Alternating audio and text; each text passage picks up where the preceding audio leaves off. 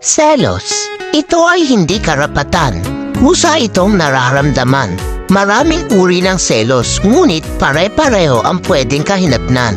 Maaaring pagmula ng away, tamang hinala at kawalan ng tiwala. Ngunit ito rin ay nagiging daan upang malaman mo ang iyong tunay na nararamdaman. Selos. Minsan, nakakakilig, nakakatuwa pag nalaman mo na may nagseselos para sa'yo kahit wala naman kayo. Pero minsan, ito rin ay delikado. Dahil pwede itong pagmulan ng gulo at hindi pagkakaunawaan na nauuwi sa hiwalayan. Kaya kung may asawa ka na o jowa, dumistansya ka sa taong alam mong pagseselosa ng partner mo.